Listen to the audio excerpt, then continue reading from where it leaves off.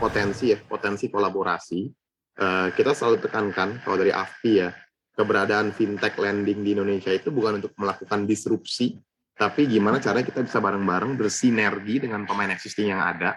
Karena fintech platform punya nilai unik di mana kita bisa mengakuisisi dan menjangkau pelaku UMKM sampai ke posok-posok Indonesia. Ini yang mungkin sekarang itu masih sulit dilakukan oleh pemain lembaga keuangan konvensional, baik itu perbankan maupun multi finance, karena kebanyakan itu kan fokusnya datanya data konvensional dan fokusnya ke asset based lending.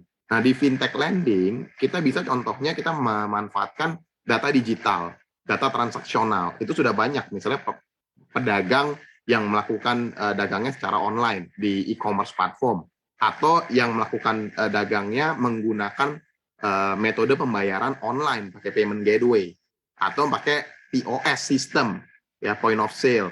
Ini datanya bisa digunakan, di leverage sebagai proxy dari data keuangannya mereka. Sehingga kalau tadinya pemain-pemain ini tidak bisa di-assess creditworthiness-nya ya, sekarang bisa di-assess pelaku usaha ini layak atau enggak. Nah, dengan kemampuan fintech tadi, sehingga kita bisa lakukan kerjasama loan channeling dengan perbankan, dengan multi finance, dengan BPR, dan ini udah terjadi, Mbak Anneke. Jadi OJK sendiri tahun lalu mengeluarkan pedoman channeling dengan BPR. Nah, pedoman channeling dengan bank umum maupun dengan multi finance belum ada, tapi secara aturan main pun diperbolehkan. Contoh kalau di multi finance ada di POJK multi finance, salah satu bentuk kerjasama loan channeling itu bisa dilakukan dengan layanan pinjam-meminjam uang berbasis teknologi informasi. Dan Akseleran sendiri contohnya itu sudah lakukan. Kita ada kerjasama channeling dengan beberapa perusahaan multi finance, dengan BPR maupun dengan bank umum. Sehingga balik lagi tadi, justru dorongan dari OJK untuk perbankan maupun multi finance untuk masuk lebih banyak ke pinjaman produktif, itu jadi kesempatan buat kita bisa kerjasama. Nah, yang menarik, Mbak Anneke, di fintech lending itu sebagai gambaran datanya ya, bulan Juli tahun 2020 pinjaman produktif itu memang turun ke angka 900 miliar per bulan. Tapi di Juli 2021 sudah naik lagi ke angka 2,2 triliun. Ini dengan tingkat gagal bayar ya, kalau kita sebut tingkat wan prestasi kalau di fintech lending di angka 1,8%. Turun jauh dibandingkan bulan Juli tahun lalu yang berada di kisaran sekitar 5%-an. Jadi bisa dilihat sebenarnya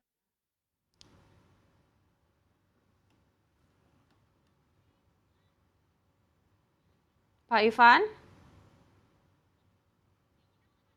Pak Ivan, sepertinya baik dari kami penyaluran maupun dari Oke, silakan dilanjutkan Pak Ivan. Tadi kami mengalami kendala justru untuk jadi suara Anda. Baik. Jadi justru di pandemi ini jadi momentum yang baik buat kita fintech lending platform untuk bisa penyaluran lebih lagi sambil manage resikonya baik. Dan ini kita bisa bekerja sama dengan bank, BPR maupun multi finance. Begitu Mbak Anneke. Baik, artinya ini kan peluangnya sebenarnya semakin besar begitu. Apakah ini juga akan menjadi salah satu pertimbangan untuk menambahkan target pertumbuhan juga di akhir tahun 2021 hingga 2024 nanti?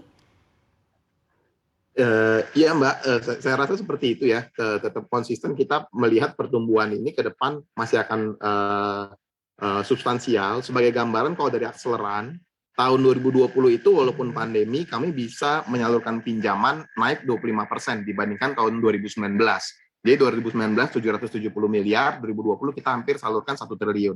Nah 2021 sekarang kita on track untuk salurkan sebesar 2 triliun. Dengan penyaluran pinjaman per bulan, kemarin di bulan di bulan Juli, itu sudah mencapai lebih dari 175 miliar rupiah.